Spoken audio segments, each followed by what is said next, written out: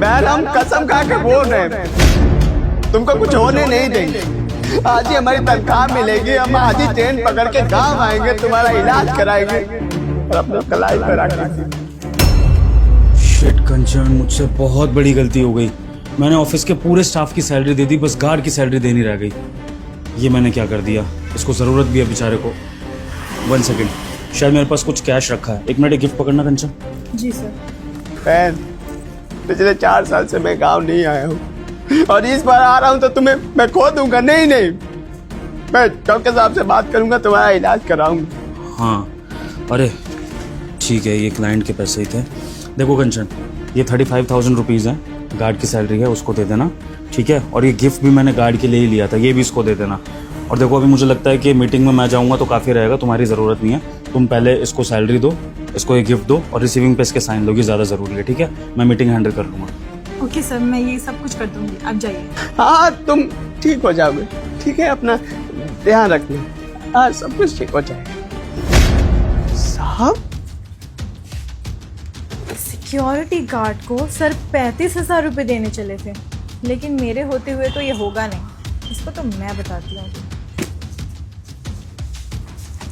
राहुल, नमस्ते मैडम। तुमको सैलरी चाहिए थी ना? जी ठीक है, सर के कैबिन में आ जाना 10 मिनट बाद। ठीक। ओके। ये सर भी ना बहुत महान बनने की कोशिश करते हैं, जो सिक्योरिटी गार्ड को 35,000 रुपये देने चले थे, लेकिन उन्हें क्या पता कि उनके ऑफिस की जो मैनेजर है वो अपना दिमाग बहुत अच्छे से यूज़ करती है। और मैं सिर्फ सिक्योरिटी गार्ड को उतनी ही सैलरी दूंगी जितनी उसकी औकात है। उसकी औकात 10,000 से ज़्यादा की नहीं है, बड़ा है 35,000 रुपये लेने वाला।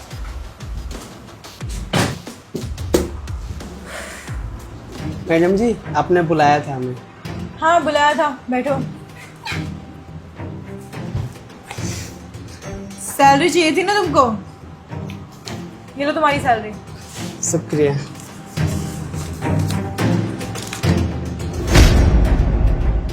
सजन, पर मैडम जी आज हमारी पगार ना 35,000 मिलने वाली थी, तो अब 10,000 क्यों दे रही है? 35,000 दीजिए।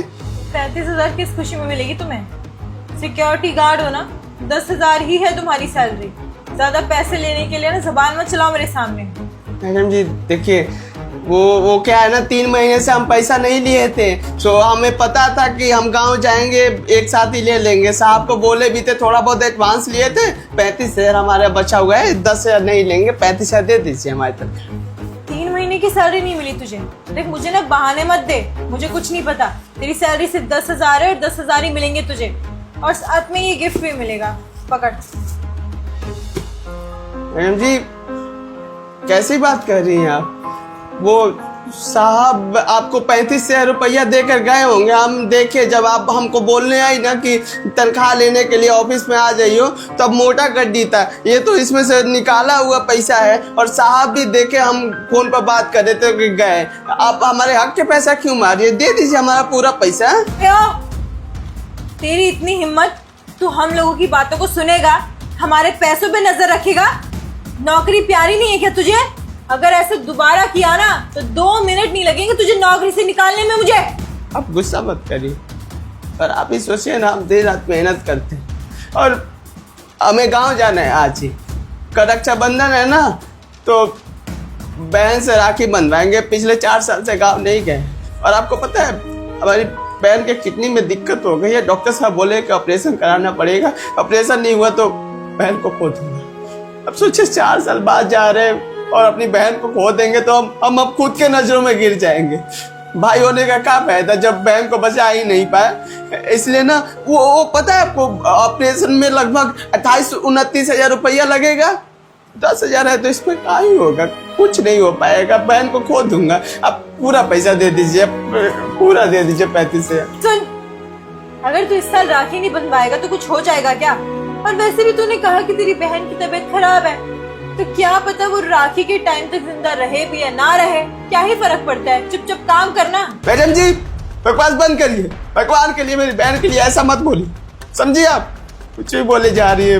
हमको 35,000 रुपया चाहिए, नहीं तो इतना नहीं लेकर जाएंगे, हम अपने हक के पैसे लेकर जाएंगे। अगर तुझे 10,000 भी नहीं लेने हैं ना तो ठीक है, ये भी मत ले और गिफ्ट भी वापस कर दे, मुझे कोई फर्क नहीं पड़ेगा। लेकिन याद रख, अगर तू इनको रख लेगा ना तो क्या पता तू गांव चला जाए और आखिरी समय में अपनी बहन की शक्ल ही देख ले। सोच ले, अगर पैसे लेने हैं तो ले, नहीं लेने तो भाड़ में जा। मैडम जी मजबूरी का फायदा उठा रही हैं आप। और सुन, ये रिसीविंग रिसिप्ट पे साइन कर, चल। मजबूर होकर साइन तो कर रहे हैं, पर देखिएगा गरीब की बद्दुआ लगेगी आपको। तो कोई नहीं होता है मुझे बद्दुआ दुआ देने वाला, मैं अपना खुद देख लूंगी। पकड़ पैसे और निकल।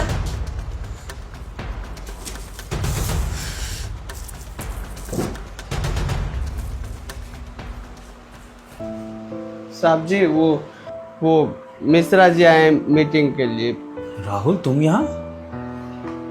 तुम्हें तो आज अपना गांव निकलना था, तुम यहाँ ऑफिस में क्या कर रहे हो?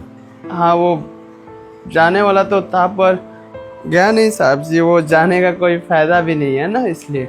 मतलब जाने का फायदा नहीं, क्या कह रहे हो? तुम तो कह रहे थे तुम्हें कोई अर्जेंट काम है, तो तुम्हें निकलना नहीं था क्या गाँव के लिए?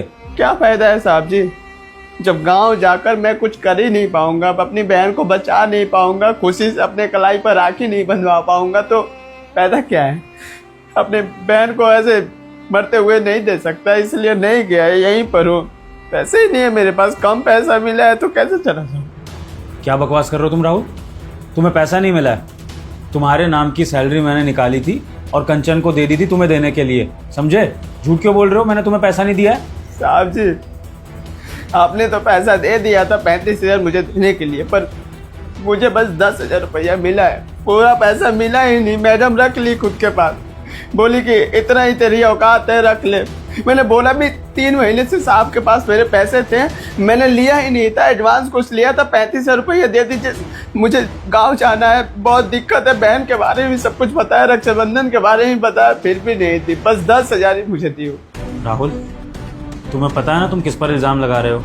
हमारी कंपनी की मैनेजर पर, और वो भी इतना संगीन इल्ज़ाम कि उसने पैसों का फ्रॉड करा है। और भला 10-15 हज़ार रुपये का फ्रॉड कंचन क्यों करेगी तुम्हारे साथ? राहुल, अगर तुम्हें कोई गलतफहमी हुई है या फिर तुम्हारी कंचन मैडम से कोई अनबन हुई है तो उसका गुस्सा तुम ऐसे नहीं निकालोगे उन पर झूठा इल्ज़ाम लगा के। ये तुम पर भारी पड़ सकता है। तुम्हें अगर और पैसों की ज़रूरत है तुम मुझे बताओ, मैं तुम्हें और पैसे दे देता हूँ, लेकिन कंचन मैडम पे झूठा इल्ज़ाम लगाने की क्या ज़रूरत है? सच बोल रहा हूँ साहब जी, सच में मैनेजर साहिबा ने हमारे पैसे रख लिए, हमें 10,000 ही मिला है। आपको विश्वास नहीं हो रहा है ना? ये देखिए, ये 10,000 ही है। साहब जी, हम झूठ बोल के क्या करेंगे? हमारे हक के पैसे मारे गए। साहब जी, अगर अपनी बहन को मरते हुए देख लिया ना, अपने नजरों में गिर जाएंगे। अब हमें इंसाफ चाहिए साहब जी। देखिए, हमारे हक के पैसे थे वो, मैडम सच में मारिए, विश्वास तो करिए साहब जी। पर राहुल, आज तक कभी कंचन ने ऐसा कंपनी में नहीं करा किसी के साथ, और सडनली तुम आकर बता रहे हो कि तुम्हारे साथ इतना बड़ा फ्रॉड कर दिया, तुम्हारी सैलरी काट ली। राहुल, एक बात बताओ, ये रिसीविंग पर तो तुम्हारे साइन है ना? अगर कंचन मैडम ने तुम्हें कम सैलरी दी थी तो तुमने रिसीविंग पे साइन करे क्यों? इसका मतलब तुम मुझसे झूठ बोल रहे हो। ये तो यही साबित हो गया। अगर तुमने रिसीविंग पे साइन करे हैं इसका मतलब तुम्हें पूरी सैलरी मिली है, वरना तुम पागल थोड़ी हो जो रिसीविंग पे साइन कर दोगे। मजबूरी साहब जी, मजबूरी इंसान से कुछ भी करा सकती है। आपको पता है, जब हम मना किए, आवाज उठाए ना कि हम ही पैसा नहीं लेंगे, 35,000 रुपया लेंगे, तो मैडम सीधे बोल दी कि नौकरी से निकल जा। ये 10,000 ले, हम डर गए थे। अब पैसा हम 10,000 भी नहीं लेते तो नौकरी चली जाती है हमारी, और नौकरी चली जाएगी तो बूढ़े माँ बाप ऐसे भूखे मर जाएंगे। यही हमारे जीने का सहारा है, यही नौकरी है। इसलिए मजबूरी में पैसा ले लिए और साइन भी कर दिए, पर सच बोले नहीं मिला है हमको पैसा। राहुल, मुझे समझ में नहीं आ रहा है कि कौन सच बोल रहा है कौन झूठ बोल रहा है। देखो, कंचन पर इस तरह से इल्ज़ाम लग रहा है तो मैं उसको एकदम से मान भी नहीं सकता हूँ, क्योंकि वो मेरी कंपनी की मैनेजर है, पूरे ऑफिस को मैनेज करती है वो। लेकिन एक तरफ तुम इतने दिल से ये बात बोल रहे हो, मुझे नहीं लगता है कि तुम झूठ बोलोगे। तुम्हारी बहन की तबीयत खराब है और ऐसे में इंसान कभी झूठ तो नहीं बोल सकता है।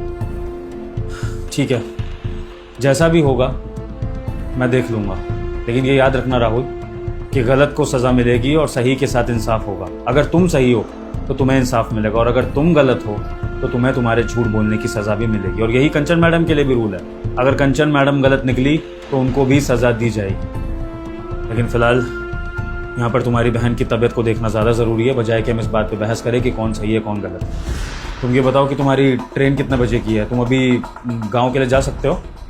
वो शाम का ट्रेन है, 2 घंटा अभी है। ठीक है राहुल, रुको।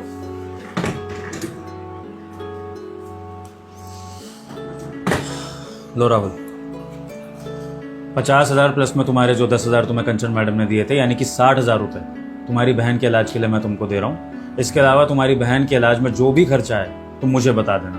तुम्हें ना तो घबराने की ज़रूरत है, ना ही किसी को कोसने की ज़रूरत है। तुम्हारे बॉस तुम्हारे साथ हैं जब तक तुम्हारी बहन ठीक नहीं हो जाती। जितना पैसा लगेगा मैं लगाऊंगा, ठीक है? ये लो। बहुत बहुत शुक्रिया साहब जी। अब हमारी बहन का ऑपरेशन हो जाएगा। साहब जी, हमारी बात पर विश्वास करिएगा। हम झूठा इंसान नहीं है, गरीब है, मजबूर है, पर हम सच बोल रहे हैं। राहुल, चिंता मत करो, सच या झूठ जो भी होगा वो सामने आ जाएगा। बाकी राहुल, मैं यही तुमसे कहूँगा कि जब भी तुम्हारे साथ गलत हो तो आवाज़ तभी के तभी उठाओ, क्योंकि कभी कभार देर से आवाज़ उठाने पे इंसान को इंसाफ मिल नहीं पाता है। अगर तुम सच्चे हो, तुम सही हो, तो तुम्हारी बात सुनी जाएगी, और अगर गलत हो तो फिर तुम जितनी भी कहानियाँ बना लो, झूठ एक दिन पकड़ा ही जाता है। ठीक है ना? जी साहब जी। चलो तुम जाओ, फटाफट जाकर अपनी बहन का इलाज कराओ। जितने भी दिन की छुट्टी चाहिए वो ले लेना, तुम्हारी सैलरी भी नहीं कटेगी। और जैसे ही ज्वाइन करोगे मैं तुम्हारी तुरंत 5,000 सैलरी भी बढ़ा दूंगा, ताकि तुम अपने घर के खर्चे चलाने में आसानी हो। ठीक है? जी साहब जी, आप सच में बहुत अच्छे हैं। मालिक होकर हमसे प्यार से बात कर, हमारी मदद कर दिए। भगवान आपको खूब तरक्की दे। साहब जी, आप भी ना भगवान से प्रार्थना करिएगा। हम अपनी बहन से बहुत ज़्यादा प्यार करते हैं, उसको कुछ हो ना, भगवान से बनाइएगा कि वो ठीक हो जाए। बिल्कुल राहुल, मेरी और पूरे ऑफिस की प्रार्थना है कि तुम्हारी बहन को कुछ नहीं होगा, और तुम अपनी बहन से राखी भी बंधवाओगे और अच्छे से रक्षाबंधन मनाकर ही इस ऑफिस में आओगे, और मैं तुम्हारी कलाई पर राखी भी देखूंगा। ठीक है? जी शुक्रिया।